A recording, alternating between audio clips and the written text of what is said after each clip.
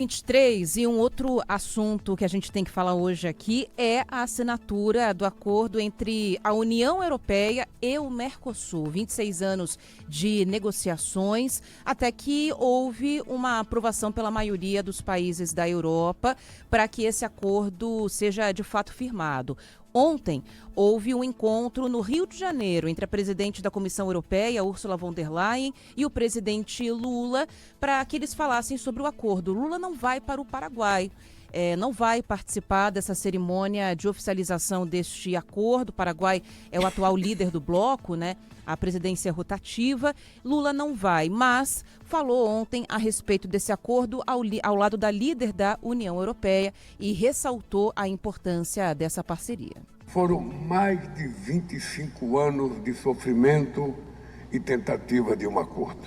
Já somos grandes provedores de produtos agropecuários para a União Europeia. Mas não nos limitaremos ao eterno papel de exportadores de commodities. Queremos produzir e vender bens industriais de maior valor agregado. Bom, a Ursula von der Leyen também exaltou o trabalho dos negociadores brasileiros e o papel de Lula na costura desse acordo. So this agreement could not be more timely.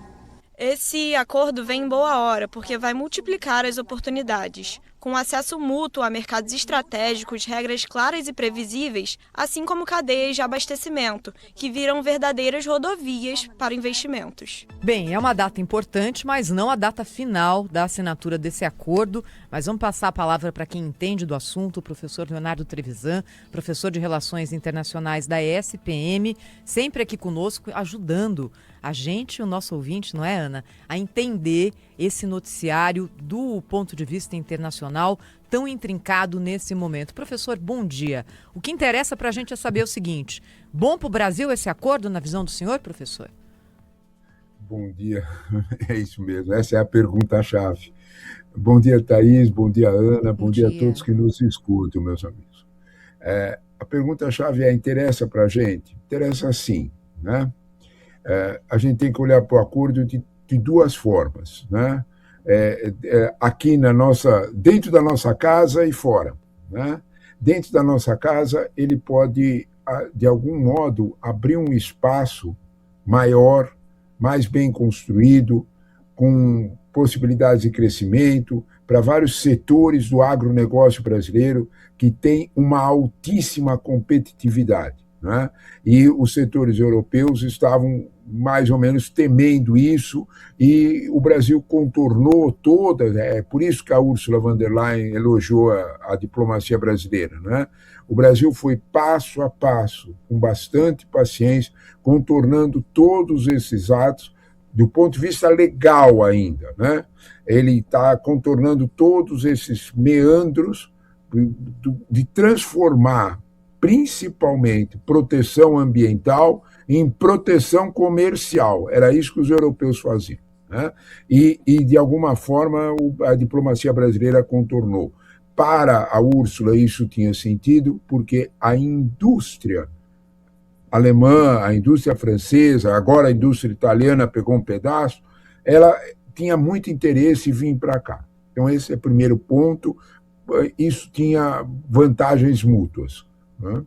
E para nós, dentro de casa, também. Para a nossa indústria, significava um aporte tecnológico significativo, importante. Qual é o segundo ponto, né? Há um sinal nessa briga de gigantes entre Estados Unidos e China, que países como o Brasil e outros, mas principalmente o Brasil, né, que nunca aceitou, em séculos disso, ficar de um lado só, nós sempre temos uma equidistância nas brigas, estávamos sendo forçados a ficar de um lado só. Escolhemos uma proximidade com a Europa, que é, do ponto de vista geopolítico, um fortalecimento dessa posição de equidistância. Quer chamar isso de multilateralismo? Chama, né? Mas o que está em jogo realmente, que é o que interessa, é que o Brasil fortaleceu, se apoiando no mercado europeu de 450 milhões de pessoas, uma nova alternativa nesse jogo muito pesado entre China e Estados Unidos. Inclusive, era nesse ponto que eu ia chegar agora com o senhor, professor. Bom dia. Sobre o peso que o momento que a gente vive na história pode ter tido para que esse acordo finalmente se desenrolasse, né? Foram 26 anos de negociações e hoje, com esse momento, essa divisão, né, que está cada vez mais fortalecida no mundo, de que maneira que o senhor acha que isso acabou impactando para que esse acordo de fato fosse firmado? Você tocou num ponto essencial, Ana.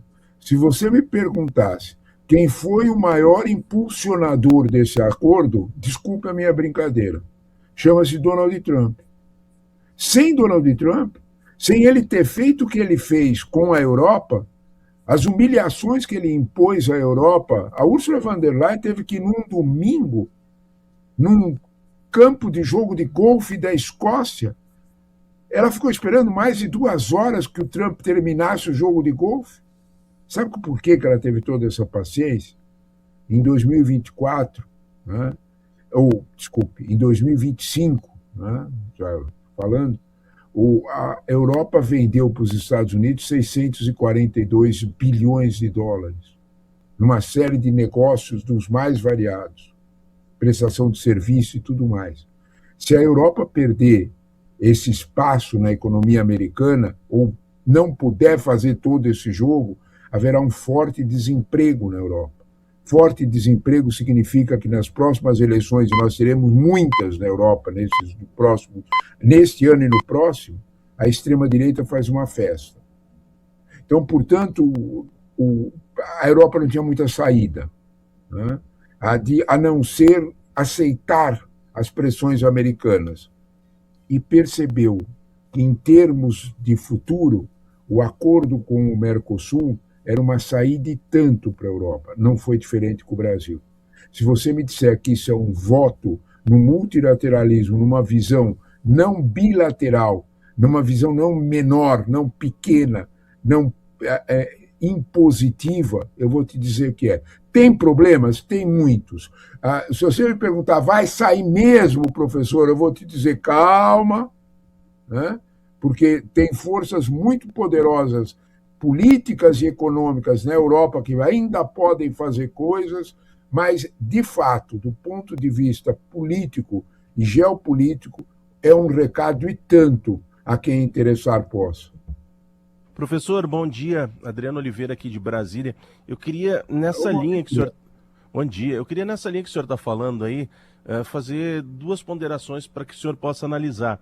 Primeiro, a Europa corria o risco de ficar completamente isolada, porque você tem uma relação dos BRICS, que funciona relativamente bem, mesmo com a anuência dos Estados Unidos sempre tentando pressionar para que essa relação comercial não funcione, e claro que a relação entre países, mas como bloco, a Europa ficaria isolada se não tivesse uma parceria com a América do Sul. E o segundo ponto é que tipo de benefício para os países da América do Sul esse acordo com a União Europeia pode trazer. E por que eu falo dos países? Porque normalmente a gente tem um olhar, e com razão, para o Brasil, que é o interesse do agronegócio, que é o interesse do Brasil nessas relações comerciais, tanto de produtos que chegam quanto de produtos que acabam saindo do nosso país.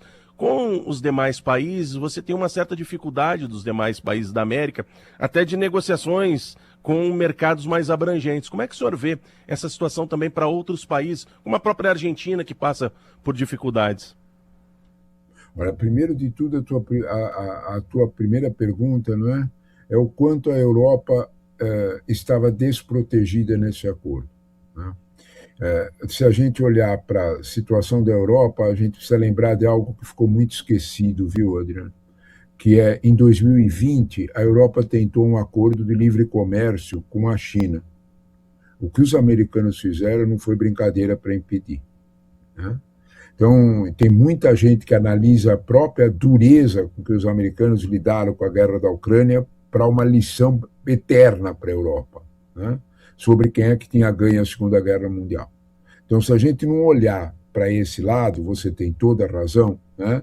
A Europa estava um pouco tanto órfã dos Estados Unidos, a palavra bem é essa, né? Ela sempre delegou aos Estados Unidos a sua proteção militar, virou órfã dos Estados Unidos nessa situação, todo mundo vê, e que em relação à China, o preço era alto, né?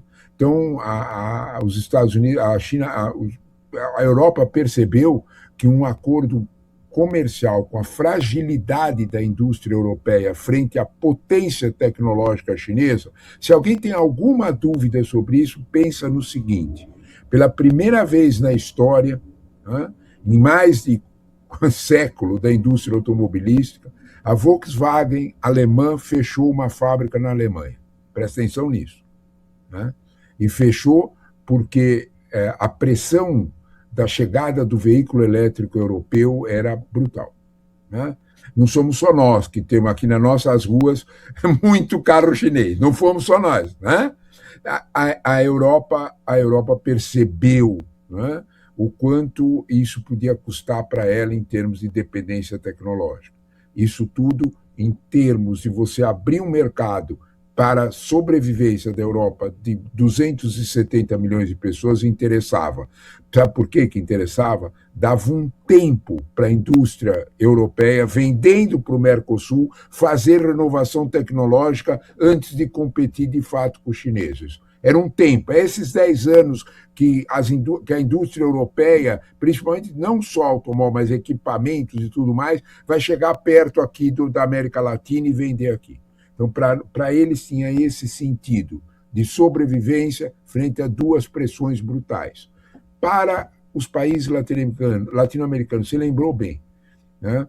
A gente deve perceber que o Javier Milei é todo contra o multilateralismo. Eu não quero, eu quero ser dependente do Trump, meu único amiguinho é o Trump. Tá bom, tá. Você reparou que com o Mercosul ele não abre a boca? Pelo contrário, muito pelo contrário, ele chega bem pertinho, né? Ele recebeu o Lula, ele parou com as malcriações com o Lula, tudo isso, né? Motivo, né? Do mesmo jeito que a indústria brasileira quer sobreviver, a indústria argentina também quer. A chegada dos europeus, esses 10 anos, vai dar aporte tecnológico. Se a indústria europeia estava num clima de ontem em relação à China e Estados Unidos, mas tecnologicamente a China, a indústria argentina e brasileira está num clima de anteontem, né? Então, ajuda a ficar perto, ajuda a se aproximar, né? E o agronegócio argentino olhou para o mercado europeu igualzinho o agronegócio brasileiro. Opa, tem uma oportunidade aí. A Europa é atrasada no agronegócio. Quando você coloca a produção láctea, a indústria láctea, tanto brasileira, principalmente a brasileira, e a Argentina também, em concorrência, as daqui vão ganhar. Tudo que é derivado de leite. Então, de alguma forma, por isso tanto medo, tanta proteção, porque os europeus não têm estrutura para competir.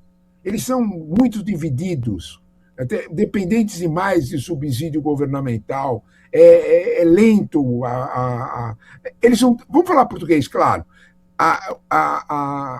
O agronegócio europeu não tem Embrapa, não existe isso, né? Não existe a renovação tecnológica que nós temos. Então, se alguém tem alguma dúvida, pensa no seguinte: por hectare de soja plantado, a produtividade brasileira é quase 40% maior que a americana. Imagina a europeia. Então, quando você olha para esse quadro, ele tem razão de ter medo. Mas para nós aqui, a Argentina, e aí o seu Milei baixou a cabeça. Parou, porque era um bom negócio para os empresários dele. Os países menores, Chile, Paraguai, né, Uruguai, têm algumas ambições, principalmente com novos produtos. Eu estou falando de lítio, novos minerais, que a venda para a Europa pode assolar, né, pode melhorar. Então, era um jogo de ganha-ganha para os dois lados e de ganha-ganha até mesmo para os pequenos aqui na América Latina. A gente está conversando com o professor Leonardo Trevisan, professor de Relações Internacionais da ESPM, Falamos já sobre Mercosul-União Europeia, acordo que vai ser assinado hoje. Mas, professor, o senhor já está conosco aqui no jornal, não posso deixar de perguntar para o senhor sobre o Irã, que também esteve no noticiário internacional durante toda essa semana, inclusive com informações de que há um bloqueio geral de internet, de acesso à internet no país, que já dura mais de 200 horas. E isso é monitorado, é muito difícil conseguir informação do Irã, né? Mas é monitorado por algumas empresas que fazem ali a medição do consumo de internet no mundo. E aí, quando você vê o Irã, é um espaço em branco, não tem ninguém consumindo. E há alertas feitos pelos Estados Unidos, Donald Trump depois recuando. O Irã é um pepino gigante, né, professor? Essa daí, se nós estamos lidando com a briga de cachorro grande para Mercosul, essa briga no Irã é de cachorro muito grande, né? O que acontece com o Irã, e você tem razão, e o Irã, nesse sentido, tentou se defender do jeito que pôde, né? É que o mundo ficou dividido, sabe, Thaís, em dois grandes pedaços, né? Todo mundo sabe, Estados Unidos, China. Estados Unidos ficaram com a Europa Ocidental para o lado deles, é território deles, a China vai ter que aceitar, e as Américas é aquela frase do Peter Rexet, a partir de agora nós vamos cuidar do nosso quintal. É com esse espírito que eles estão lidando para cá, estilo Venezuela, né? Então, a América está dividida e o mundo ficou para cá, né? A China, por sua vez, ficou com o leste asiático, né? Ficou com toda a Ásia e, de certa forma, a presença é já maior na África. Foi por isso, né, que o Financial Times e a Economist bateram no mesmo ponto. Cuidado, hein? O negócio não foi bom para os americanos. A coisa foi boa. O melhor negócio quem fez foi os chineses. Foram os chineses. Então, nesse contexto, havia ainda algumas áreas, Thaís, em disputa, que não estavam resolvidas. Fica para que lado? O Oriente Médio é um deles. E no Oriente Médio, o Irã. A gente precisa notar que no grande imbróglio iraniano, com tudo que aconteceu no Irã, a China estava de boca fechada. Esse é o ponto, né? Por que a China está de boca fechada? O que acontece? Né? A China não tem interesse no Irã? Vamos pôr os pingos nos is. O único comprador de petróleo iraniano, vamos repetir, 70% do petróleo iraniano vai para a China. Os outros 30% vão para a Índia. Não tem quem compre. Todo mundo tem medo das sanções americanas, que são pesadíssimas nesse aspecto de fazer negócio com o Irã. Mas não é só isso. A China não compra só petróleo. A China sustenta o Irã vivo. Tudo que o Irã não pode comprar de outros países, a China manda. Um aluno meu perguntou, professor, mas como é que opera isso? Como é que a China manda? Eu olhei para ele, pensei, eu estava olhando na janela, pensei para ele, filho, pensa o seguinte, quando quebra uma vidraça no Irã, você chama o sujeito lá para repor a vidraça, ele tem que fazer o vidro. Para fazer o vidro, ele precisa de silício. Ninguém de silício, a matéria-prima básica para fazer vidro. Ninguém vende silício para o Irã por causa das sanções. Quem entrega silício para o Irã é a China. Está entendendo? Quando quebra a vidraça, se não tiver chinês, não tem como repor a vidraça. Pensa isso em termos globais, em termos gerais da indústria iraniana. Então você vê que a China tem interesses no Irã, fortes. Ela não faz isso por caridade. Ela faz isso porque o Irã é um país muito promissor e com fronteiras completas no Oriente Médio. Tem interesse geopolítico, geoeconômico ali muito forte. O Irã ficou nesse jogo de gigantes. Como o jogo de gigantes estava feito, Israel aproveitou a oportunidade e atacou com tudo o Irã. Praticamente hoje, as defesas iranianas estão anuladas pela competência da Força Aérea Israelense que as dizimou. Então, o Irã é um país muito tenso. Quer completar essa nossa brincadeira? Estamos falando tudo, né?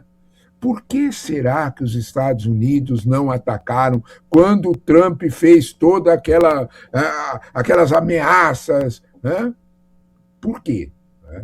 Porque a Arábia Saudita, os Emirados Árabes Unidos, Omã, o Bahrein, Catar, foram à Casa Branca e foram claros. Porque se o Irã fechar o Hormuz, nós vamos ficar sem ter como entregar petróleo. Isso quer dizer de 20% a 25% da oferta de petróleo no mundo. O Trump demora para entender as coisas, mas quando você fala de bolso com ele, é rápido de entender.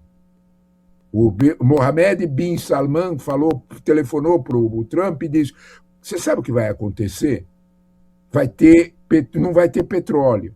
Quando não tem um produto, o preço sobe. Quando o preço sobe, na bomba da gasolina do americano, a gasolina vai subir. Você vai perder a eleição, meu querido. Aí ele entendeu, aí ele parou. O Irã tem essa defesa. O Irã, de alguma forma, sabe perfeitamente que não consegue conter. E aí abriu espaço para a disputa política interna, que é a tua pergunta. Por que é que a Guarda Revolucionária Iraniana passou a atirar na cabeça dos jovens iranianos? Isso eu fiquei absolutamente assim, chocado. Né? O Guardian fez uma matéria, o jornal inglês, fez uma matéria impressionante. Um repórter do Guardian conseguiu entrar num hospital de Teherã e contou mais de 400 corpos de jovens iranianos com tiro na cabeça. Eles atiram nos olhos, porque se errar, se não matar, deixa cego. Se você me perguntar por que conteve as manifestações, essa é a resposta. Não foi internet, não, viu? O que conteve a manifestação foi a mesma solução de 1979, bala. A Guarda Revolucionária conseguiu vencer a luta interna com o presidente Pezeshkian, porque a gente precisa lembrar que como é que começou essa última fase. Né? Foi uma reclamação no grande Bazar de Teherã. No dia seguinte, isso foi em 28 de dezembro, domingo. Na segunda-feira, o presidente do Banco Central iraniano caiu. Então, era uma reclamação empresarial, uma reclamação motivo, inflação e câmbio. O real estava muito desvalorizado até para fazer negócio com os chineses, com o renminbi. O Irã disse, não, estão fazendo várias razões nisso. Aí começou aí, se expandiu. Né? O Irã é uma panela de pressão. A Guarda Revolucionária conseguiu vencer o duelo interno. Não é igual a qualquer lugar. Então, ter fechado a internet foi principalmente para que a gente não soubesse do tiro na cabeça e da luta interna. Foi eficiente, resolveu. O problema de abafar a revolta. Isto não significa que o problema está resolvido. Eu vou dar um exemplo só. A situação da mulher no Irã é insustentável. É insustentável. O Irã é um país jovem, aquilo a cada pouco vai explodir. Então, de alguma forma, olha que jogo, tem China e Estados Unidos ali, tem interesses de Israel, sobre Israel está observando, não quer concorrência. Israel matou todos os braços armados, Hezbollah, Hamas e Houthis, ele matou todos, vai sobrar pouco para de alguma forma, o Irã exercer poder, mas ainda consegue, de algum modo, ser um país importante. Sobre Irã, Thaís, a gente sempre precisa lembrar do seguinte, é o país que tem fronteiras com praticamente todos os estados no Oriente Médio. É só olhar o mapa. E isso é tenso demais. Agora, sobre a estratégia dos Estados Unidos, professor, a cada dia Trump ameaça uma nação diferente, fala sobre novas taxações. E solta essas frases ao vento como se não fosse haver impacto algum, ou talvez ele queira que haja algum impacto, depois ele sente as consequências. Ontem falou sobre taxar países que forem contra ele adquirir o território da Groenlândia. Olha que doideira. Falou recentemente sobre taxar os países que tiverem acordos comerciais com o Irã. Voltou a falar sobre ações militares na América do Sul, em relação ao México também. Como que é essa estratégia de Trump? É para a gente nunca conseguir entender qual vai ser o próximo passo dele? Ana, eu gostei muito da tua pergunta, porque você respondeu a pergunta em 3 palavrinhas. A gente não entender o próximo passo dele, é para esconder o próximo passo dele. Trump, eu não tenho certeza sobre quase nada no mundo, mas eu tenho certeza de uma coisa. Dessa coisinha eu tenho certeza. Eu sei exatamente no que o Trump vai estar pensando quando ele vai dormir e quando ele acorda. Voto. Igualzinho a qualquer político. Os nossos aqui, os da China, os do Irã, igualzinho a qualquer político. Ele pensa em voto. Todas essas frases, essas situações bem explosivas que ele fala, por exemplo, né, a história da Groenlândia. Quem não gostar que eu adquiro, a palavra adquire é porque você é uma moça educada, né? Ele falou ou pelo lado fácil ou pelo lado difícil, né, Ana? O lado difícil é tomar e pronto. A Groenlândia. A Europa colocou soldados na Groenlândia. Desculpa, gente, não chega nem a ser simbólico. A França mandou 13 soldados. 13! Pouquinho mais que uma dúzia. Então, né, é simbólico. É absolutamente simbólico. Então, porque todos sabem que o poderio que tem a Força Militar Americana. Então, a ideia é de conter no campo da política, não no campo militar. Né? Difícil de conter é. Por que ele faz, então? Por que ele fala isso? Sabe, Ana, para a gente entender esse formato, nós temos que lembrar do verdadeiro conselheiro do senhor Donald Trump, é Steve Bannon. Steve Bannon ensinou Trump uma frase que é inesquecível. Faça 2, se for possível 3, grandes notícias bomba por dia. A mídia vai ficar tão preocupada com isso e com aquilo que você pode cuidar do que mais importa, continuar sentado nessa cadeira. É isso. O Steve Bannon é ruim, é um problema, pensar em termos de Steve Bannon, aquele ideólogo problemático, o grande articulador radical, que tem da Foundation, tudo isso é verdade. E a conexão ficou ruim, bem no final da resposta aqui do professor Leonardo Trevisan. O professor está nos ouvindo agora? Não, acho que voltou. Voltou. Vamos lá, para a gente concluir, então.